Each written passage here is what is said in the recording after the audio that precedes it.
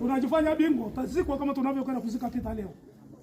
Hapa wote hawa ni mimi nilizika hapa. Unavyoona wamepita. Bahati nzuri mimi nilizika, wanaelewa. Sifanyi maombi tena hapa, nishafanya wa kwanza, nikaja wa pili na huyu ni wa tatu. Wengine wanasema mbona hao waufu? Nataka nifu.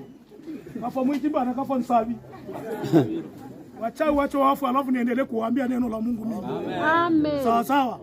Hunda anayefanya kazi utamuuza au utamwacha endelee kukubebea mizigo? Utamwacha. Yesu ameniweka kwa sababu mimi nabeba mizigo. Amen. Nawaambia watu kweli, hata upumbavu unaofanya. Amen. Mimi acha kuniangalia macho buluu hapa. Sikiliza nalo kuambia, acha dhambi ili upate kupona. Amen. Sawa sawa? Amen. Acha huyo mwanamume uliyemshikia huko ndani wa mwanamke. Amen. Maana wanawake siku hizi ni hatari.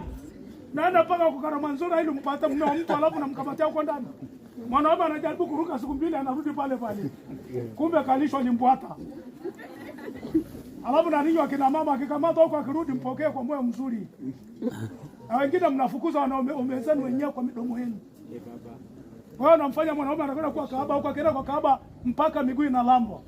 Wewe akija hata kumpokelea gazeti utatu. Alafu unafikiri hata chomoka. Atachomoka, mwanadamu anahitaji faraja. Sio, unanielewa? Akipata anayemfariji una huyo mwanaume. Tabaki kuhangaika na maombi, utakwenda kwa nabii huyu utawekewa mikono mpaka kipara kiwote. Lakini mwanaume hawezi kurudi. Maana umemfukuza mwenyewe kwa tabia yako chafu. Akija una mdomo kuliko ule wa swira, ulimi ulio nao. Sasa mwanaume anahitaji maneno matamu. Unasikia we? Hata kumwambia wewe mzinzi gani? Tendeleza mtu akae ndani. Bwana kuna kahaba na hizo tabia.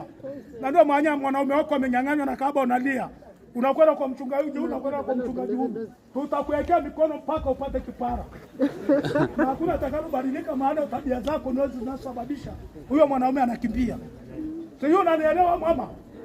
Acheni ujinga, tumia akili jinsi pasavyo.